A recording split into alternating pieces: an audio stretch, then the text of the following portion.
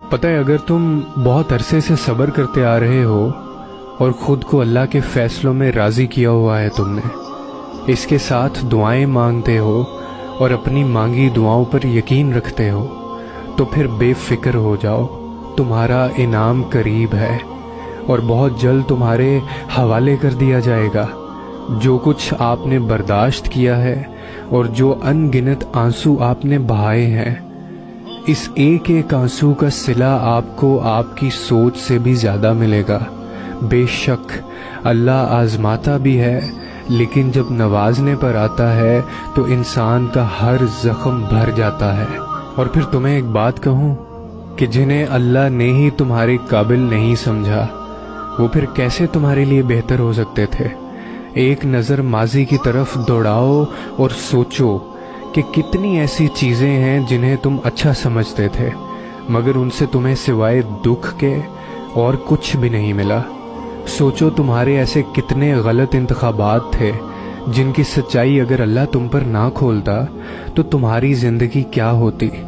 جو کسی کے ساتھ غلط نہیں کرتے، اللہ ان کے ساتھ بھی غلط نہیں ہونے دیتا۔ تمہیں جتنی محبت اپنی دعاؤں سے ہے نا، اللہ کو اس سے کہیں زیادہ محبت تم سے ہے، اسی لیے انہیں تم سے دور کر دیا جو تمہارے لیے صرف تکلیف کا باعث تھے۔ کیوں بھاگ رہے ہو تم پھر ان کے پیچھے جس سے اللہ نے تمہیں بچا لیا ہے؟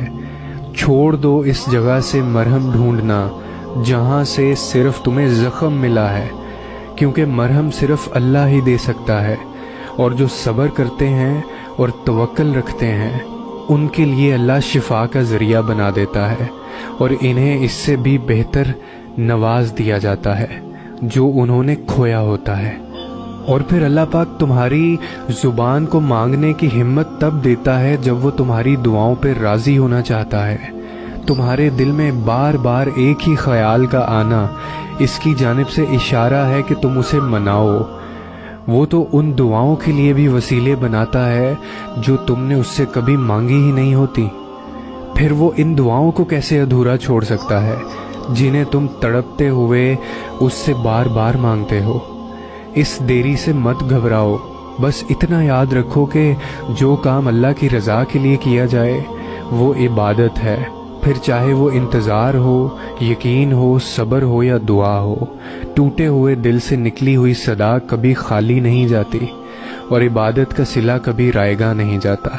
تو پھر یہ سب جانتے ہوئے بھی تم کیوں اس سے مانگتے ہوئے تھک گئے ہو جو تمہیں دیتے ہوئے نہیں تھکتا؟